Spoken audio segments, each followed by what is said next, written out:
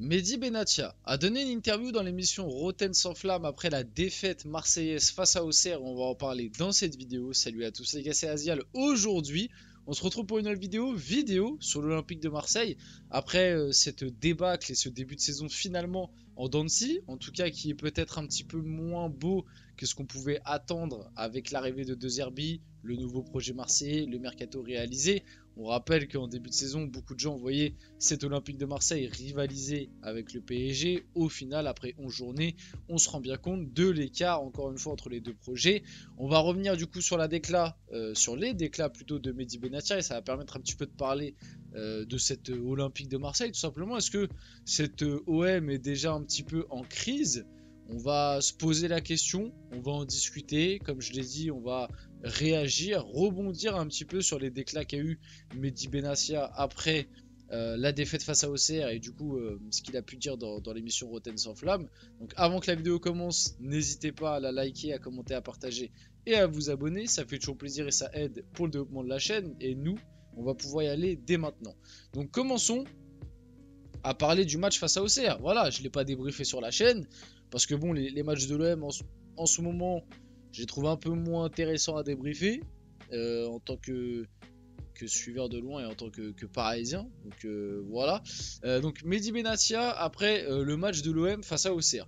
Souvent on préfère venir quand il fait beau, mais je ne me cache pas, parce que oui, en gros il avait promis de faire une interview avec Jérôme Rotten dans Rotten sans flamme, et le timing on va dire n'est pas au beau fixe, puisqu'il vient la faire après cette débâcle clairement face à Auxerre.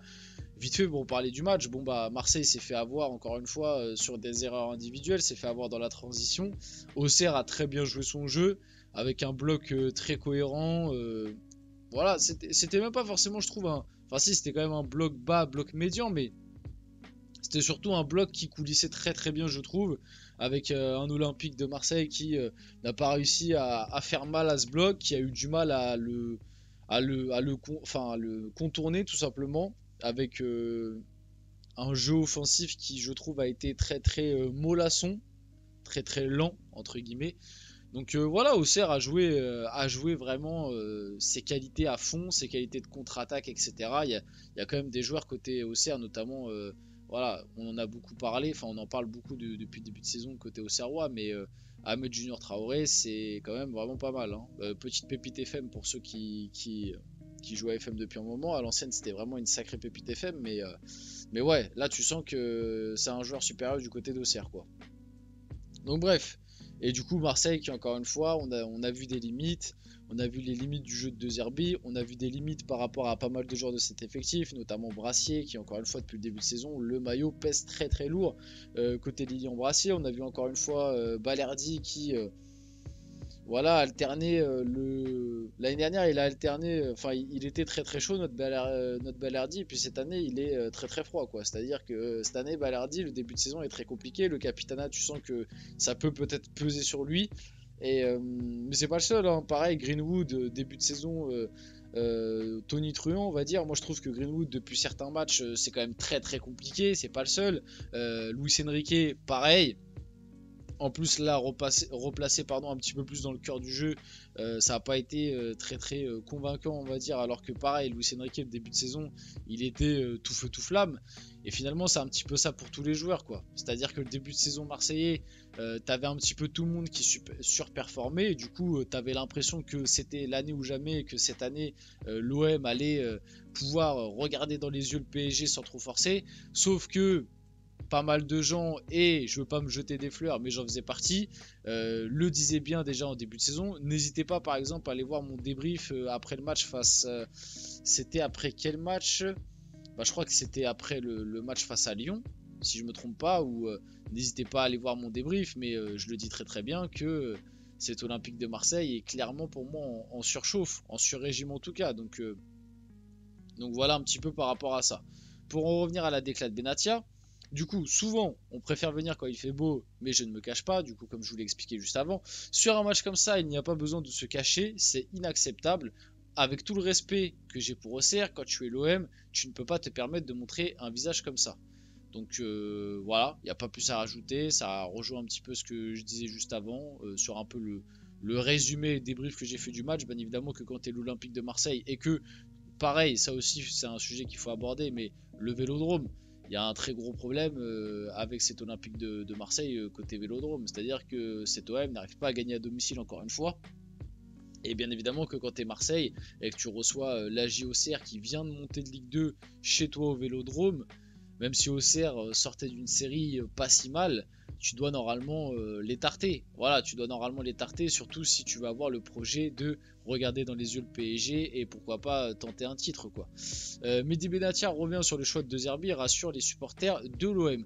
Avant de partir sur un coach comme De Zerbi, on savait très bien le personnage, l'homme qui vit du football, c'est sa passion, il a choisi l'OM, quand tu connais le personnage, tu sais qu'il colle à cette ville. Il m'a dit si c'est moi le problème, n'hésitez pas, je n'ai pas besoin d'argent. Quand on parle de responsabilité, il a pris les siennes, la confiance qu'on a en lui, je n'ai même pas besoin d'en parler. Parce que oui, pareil, ça si vous n'avez pas suivi, en gros, après la défaite face à Auxerre, De Zerbi a fait une déclaration très très forte en conférence de presse où il a clairement dit si le problème c'est moi, je n'ai aucun problème à partir. Si je dois être viré, il n'y a pas de souci, je ne prendrai pas l'argent. Bon, bref, vous avez compris. En gros, De Zerbi était prêt à lâcher son poste dès maintenant, parce que même lui trouve que les résultats sont pas satisfaisants et que le jeu déployé par ses joueurs n'est pas ce qu'il demande et pas ce qu'il aimerait et du coup pas satisfaisant. Et il l'a dit lui-même que si c'était le problème, il partirait, il ne demanderait pas d'argent, il n'y aurait pas de problème. Donc déjà par rapport à ça, ouais, ça te montre un peu la personnalité du bonhomme. Maintenant moi je le dis, je le répète, parce que De Zerbi du coup il y a un petit peu une petite hate on va dire qui est en train de se créer côté marseillais, ce qui est logique hein, parce que les résultats sont vraiment pas top depuis le début de saison. On voit pas encore très très bien sa patte, enfin on voit sa patte mais on la voit pas très très bien fonctionner depuis le début de saison. Mais moi je le dis, je le répète, et je dis ça en tant que parisien les mecs, moi De Zerbi je suis dégoûté qu'il soit venu à l'OM.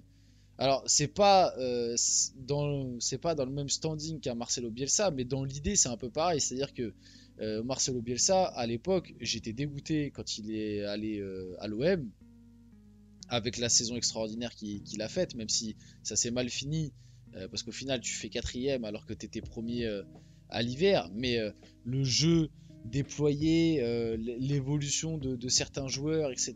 C'est voilà, et je pense que tous les supporters de Ligue 1 qui n'étaient pas supporters de l'OM, on était tous un peu jaloux de voir Bielsa à Marseille. Bah là, avec De Zerbi, c'est un peu la même chose, parce que bon, même à un degré moindre, bien évidemment, mais De Zerbi, c'est un coach qui, en plus, c'est sorti dans la presse, qui était ciblé par United, ciblé par le Bayern et même plein d'autres clubs. C'est l'un des coachs les plus prometteurs et hype, on va dire, du moment sur le marché. Et qu'il soit à Marseille, moi je trouve, franchement, j'en avais fait une vidéo l'été dernier quand ça avait été officialisé, mais je trouve ça complètement dingue.